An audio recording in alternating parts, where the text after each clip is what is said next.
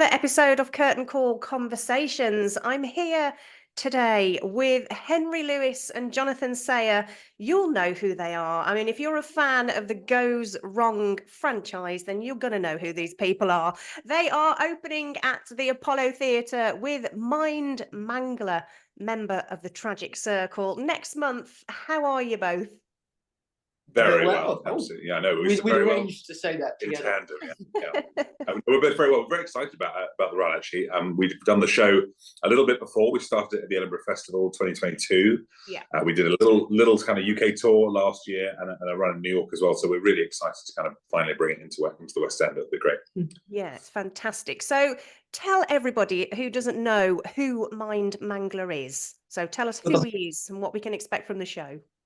The Mind Mangler, whose real name is Keith, we discovered that in the show, is a mind reader who's kind of like touring the circuit, never to a huge amount of success or love from the audience. He's somehow got his hands on a West End theatre, and he's here to kind of do to show the audience all of his different skills, to try and bamboozle them.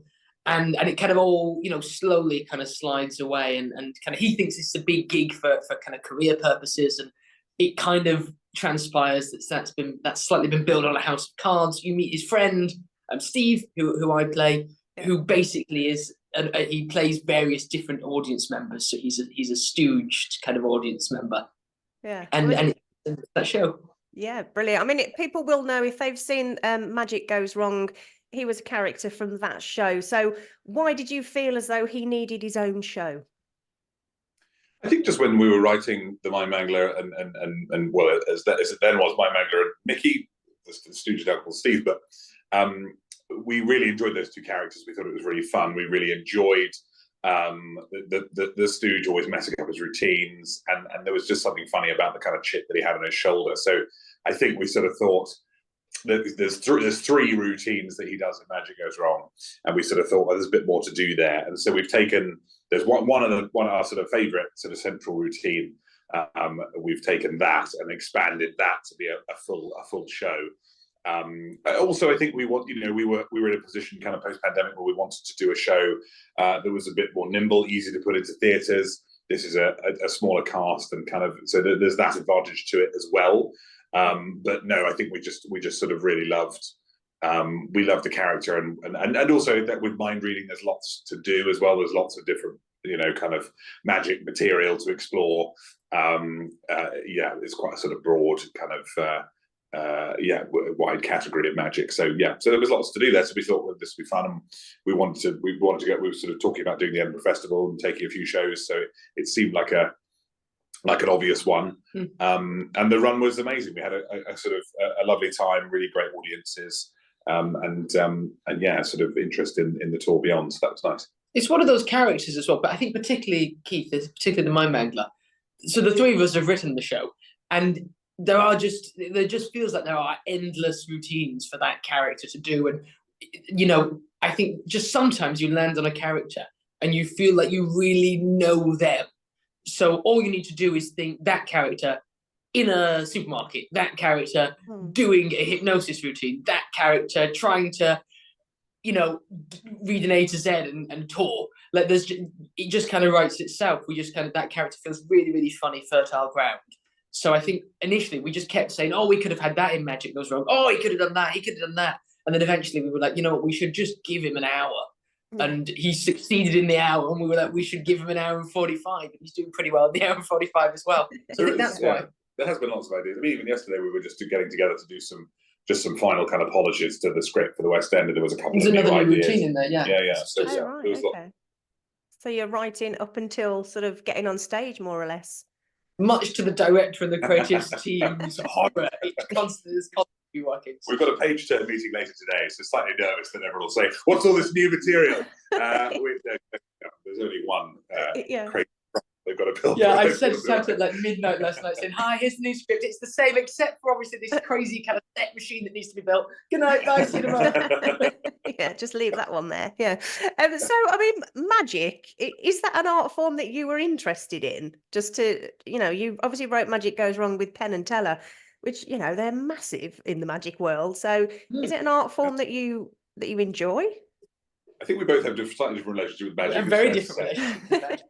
I was a magic fan when I was a kid. I was in the Young Magic Circle. I did their kind of Young Magician of the Year competition and stuff. So I was kind of quite into it from when I was younger. I kind of wasn't very involved in magic though, from sort of the age of kind of when I left home, or maybe sort of 17, 18 through until more recently. Because I've sort of went to drama school, and we obviously formed Mischief, and we've been doing kind of other comedy stuff. So when the opportunity came along to kind of blend comedy and magic together to do a show, that was very exciting for me. And I'd been a big fan of Penn and Teller, and when we first met them, I'd seen them kind of live while I was at Lambda, I think, at the Hammersmith Apollo doing their show, and so it was kind of cool to get to work with them after having kind of seen them live, and that having been a really amazing experience. It's become almost like my comedic place to be the magic curmudgeon. And I enjoy playing that role, I won't lie. But I think it's really cool. Like, it's not a world that I was particularly well versed in at all. Yeah. And it's not something before doing Magic Goes Wrong that I'd taken a lot of interest in. But we went out to Vegas, we saw all the shows. There's some magicians out there that are just phenomenal. Like working with Penn and Teller was a bit like being in a TED talk for like 3 weeks, or one of those kind of masterclasses. It was phenomenally interesting. We've worked with Ben Hart, our magic consultant, and he's genuinely like amazing and so innovative and creative. So I do enjoy it. It's just not something that I've ever been enthusiastic about until I've kind of come in through the back door. But I think that there's a really nice I think when you find the right trick for, particularly in Magic Goes Wrong, because this is less of a goes wrong show, this is more of a character comedy show, really. Like, actually magic goes pretty well. But I think particularly with Magic Goes Wrong, when you find if you can find a trick that fits the kind of goes wrong world, it's phenomenally exciting. But you've really got to search for those tricks, because sometimes the magic and the comedy, they're really like hand to a glove, and sometimes they can be round pegs and square holes, or whatever the expression is, and square pegs and round holes. So you've got to search for it. But no, I've enjoyed it a lot, and I've learned more about magic, particularly in the last year, which has been nice. I think that's really true in terms of the tricks and the comedy. But I think in terms of like the magicians and comedy, I think that's quite a good pairing, because I think who magicians are as people is quite sort of serious world. It's very serious, and I think that's the same way that Chris Bean, the director of in the play that goes wrong, the character who's directed the play, he really kind of he really wants the audience to take his play incredibly seriously. I think that's kind of similar with magicians. They really want to kind of take the audience's breath away, and so that's quite a fun thing to unravel. They're quite fun to get into kind of why they want to do that, and get into those kind of personalities. It's always really interesting. Magicians are always strong personalities, I think. I think as well that comedically they're such good characters to kind of perforate, because the nature of magic, right, is you have to stand up, usually totally on your own, and say, I have a skill that none of you have, and I'm amazing. And particularly so, some of it is quite kind of like older magic is almost quite like Messiah-like. There's wind and there's crazy machines and stuff, and so you're incredibly vulnerable as a magician when you do that, and you just, because it's like coming out with the comedy show being like, this is going to be the funniest joke you've ever heard, and then doing the joke, my God, it better be funny. And I think with this, if you're just like, I am unbelievable, what you're about to see tonight will defy logic and physics, and then you do it and the first thing goes awry, that's an incredibly fun thing to kind of play with. And how does that magician recover? Because they've given, they've immediately kind of torpedoed their entire act minute one. So that's really fun comedically. And I think particularly with mind readers, because there's all the kind of mentalism, and I know what you're going to do before even and I can commune with spirits and all that kind of stuff. And as soon as that kind of souffle is popped, it's kind of down, right? And it's fun to it's kind of fun to see those characters try and claw back mystique when they've immediately shown that they have none. Yeah. I mean, it's a fascinating world, mind reading anyway. Whether I believe it, I'm not sure, but I think it's a fascinating You should. it's a fascinating No, yeah. art form. It's all just tricks. I wouldn't believing it. No. Right. So this year marks the 10th anniversary of The Play That Goes Wrong. I mean, that show is just a beast, isn't it? I mean, it's just one of those shows that no matter how many times you go and see it, you come out with a bellyache because it's just so funny. I mean, when you wrote it, did you ever think that it would still be playing now? No. No, I mean, no, it would have been, but it would have been crazy to have thought that, when we were What first arrogance! writing. Yeah. No, we knew from the beginning. No, I think, no, I mean, we wrote it, when we were all kind of a year or maybe 18 months out of drama school, and we were living together, myself, John and Henry Shields, in a small flat in Gunnersbury. We all had day jobs. John was working at a call centre. I was working at Gourmet Burger Kitchen, and Henry Shields was working at a pub called the Barge. yeah. City Barge, was it? Yeah. Yeah. And we ate every day at GBK because Henry got like a 20% discount, and we were all skint, so we ate every day. Nice. Which was, so sometimes twice one a of day. the only perk in an otherwise fairly slightly miserable job. But it was, we all worked different schedules, so we all got home and we would write, kind of, I think when Shields finished last at the pub, and we'd all get home about, probably sometimes we didn't start writing until kind of midnight, and we put together the script over the course of a few weeks, and then we tried it out, and we did it the first run at the Old Red Lion, and they gave us a slot, but they weren't really sure about it. It wasn't the main slot; it was the late slot, 9:30. The show before we had to put us, the set on the roof every night and cover it in tarpaulin. Yeah. All the cast taking up this little spiral staircase up to the top of the pub, cover it all up, and go home. Then take it all down. We'd all bring it in, get set up for our show, and so it was kind of, we were really very much on top of another show, and kind of we managed to and initially no one knew about it. We were selling a few hand tickets here and there, and a few people came, and word got round a bit. We did a second run there, and I think by the time we did the sort of second run and we were getting more audience building and stuff, I think we knew that people were enjoying it. But even then, I think we didn't know that it was going to have the success that it did. And then we kind of took it to Trafalgar Studios, the small space that's sadly not there anymore, Traff 2, and then on to a UK tour with our sort of producers, Kenny and Mark. They booked a UK tour. There'd been a show where I think due to ill health of a sort of lead actor, a tour had fallen through. So there was a few venues, and they said, well, we'll do kind of, we'll do like a sort of 4 to 8 week tour of it. That ended up being about 22 weeks or something like that, because we just there were lots of venues interested.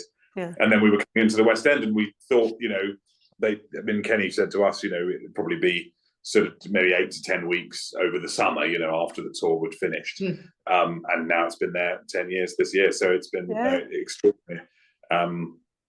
And we really didn't know, even when we started in the West End. We sort of thought, well, and it took a while, didn't it? It wasn't a big sellout success from the first moment of the Duchess. It took what's sort of been a sleeper hit, people have called it, and it had.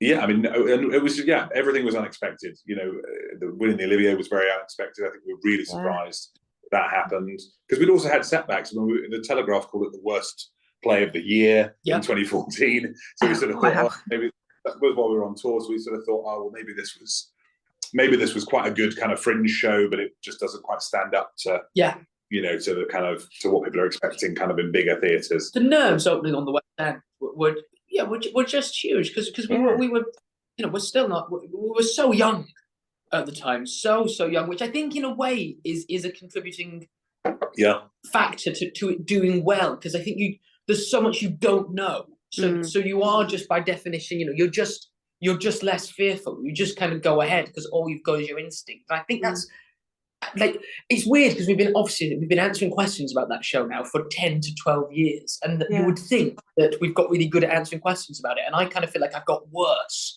because I don't know, it's just a mixture of tremendous luck. Everyone during that period worked very hard. I think we wrote it really, because of the nature of writing it late at night, it really was just we just wrote what really made us laugh. you know, with just the sincere hope that other people would find this funny. And then we've been really fortunate over the last few years to have fantastic associate directors working on the show, and really good casts. Like, we've been out in New York, so we've seen the show off Broadway, cut quite a bit out there, and recently caught up with the show here in London. And it still feels tremendously fresh, and that's really not our doing. That's the doing of the directors and the actors out there. But it, you know, it really still feels really, really funny, and like it's the first night. Because for Corntley, for those actors, right, it's not just the first week of the show. Every night is the first preview of the show. Every night is opening night. Yeah. Quite weird to have 10 years of consecutive opening nights. Yeah. I mean, it's just still, you know, brilliant to this day. I think I've probably seen it about 4 times. And, you know, you're still just in bits, like your belly hurts when you come out. And I just think it's wonderful. It's a brilliant bit of writing. And of course, you know, it's a real physical show. Is physical comedy something that you enjoy? Definitely, I think it's something that is really hard to do on stage. Well, hard to do on film as well. But I think to create something where you've got to do 2 things. You've got to create a show where something physical happens that is funny, and that, you know, and you build it and do all that kind of stuff. But you've also got to do something that is obviously actually completely safe, and that is repeatable 8 times a week for a cast of people without everybody getting injured. And obviously you occasionally do get, you know, injuries and hit stuff here and there, but generally, you know, it's you know, the show is doable by the team. But so that's a tricky thing. And so there's a whole craft, I think, in coming up with things that look dangerous but having a safe way of doing it. And there's a bit of, I guess, a bit of magic involved in that, you know, kind of you know, with the sort of, you know, we have obviously the upper level falls down in Play That Goes Wrong. Yeah, Sandra being carried out of the window, which there's still little tweaks being done to that. You know, how can we make this more comfortable? How can we make this more sustainable? Like Hen says, just like, you know, it's great to do it once a night. But, you know, can you do that every night, 8 times a week for, you know, for a year? Yeah. We had our engineer Alan, who came in, and he was the sort of one tasked with making the balcony that falls. Yeah. And he was the one who sort of said, well, let's do it on an air system, on a pressurized air system, so it falls on kind of an air piston, basically.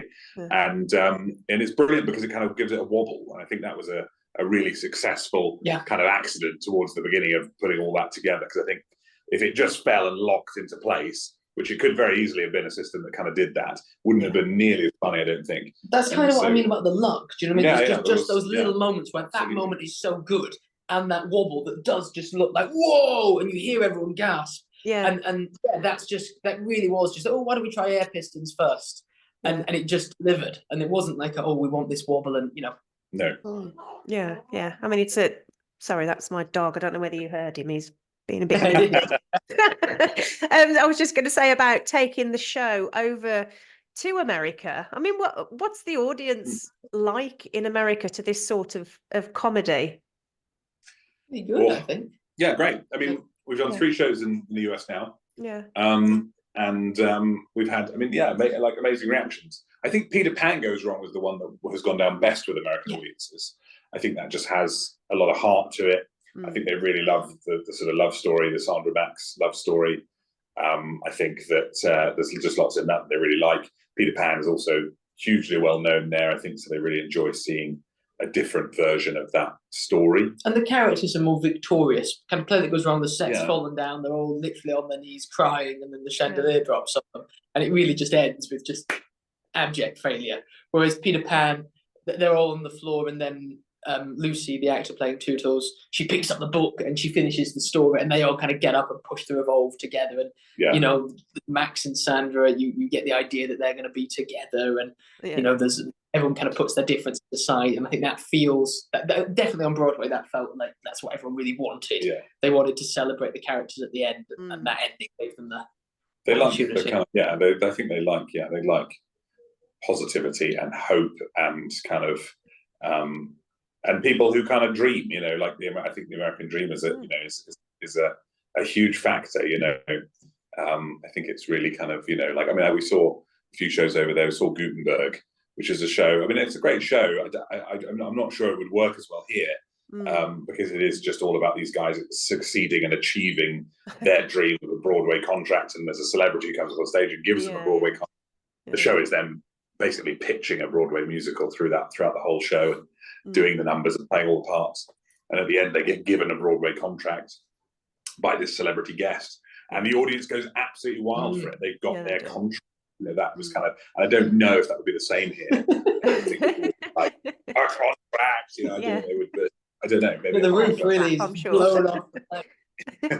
Yeah, I mean, Pete, you mentioned Peter Pan Goes Wrong there, and I mean, I have to admit, out of all of your shows, I thought that is brilliant. I mean, it's so funny, and the funny thing that actually happened when I saw it out on tour not so long ago, that something did actually go wrong, and like the stage manager had to come on and say, "This is actually not part of the show," and I think everybody around us was a bit like, yeah, okay, that's, you know, I think it was when the Nana the dog goes through the flap, and I think they got stuck. I'm not sure, I don't know what happened, but it was hilarious. Like, it added to the whole thing, because everybody was a bit like, oh, is that really, you know, really happening? I think people just love it.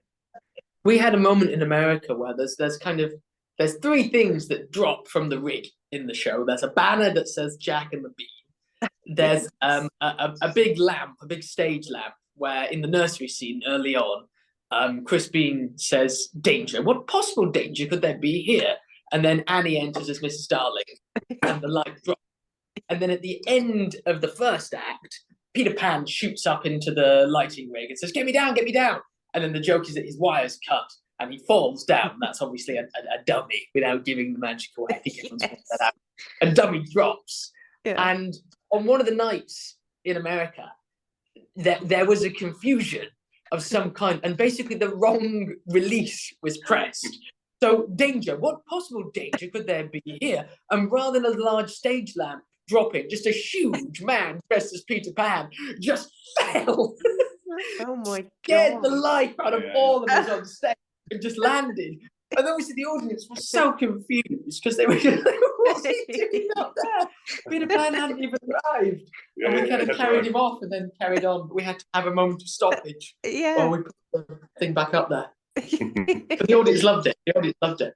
Yeah, I mean, there's a true art in things going wrong that should go wrong, and for it to look, you know, so good. I mean, there's a definite art in that, and it's always done exceptionally well with your shows, I have to say. So I'll let you get back to your day. It's been an absolute pleasure talking to you. Mind Mangler, member of the Tragic Circle, opens at the Apollo Theatre on the 14th of March for a 6-week season. I'm wishing you all the best with it. I know it'll be a massive hit anyway, but wishing you all the best, and thank you for your time. A pleasure. Thank you. Thanks, Emma. Take care. Take care. Bye-bye. Bye-bye. See you. Prepare to be delighted, astounded, and amazed by the power of my mind.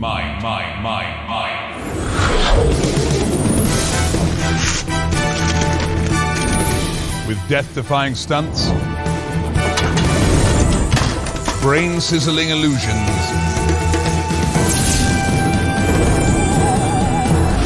and all the props I could comfortably fit in my car. Join me for an evening of magic, wonder, and sophistication.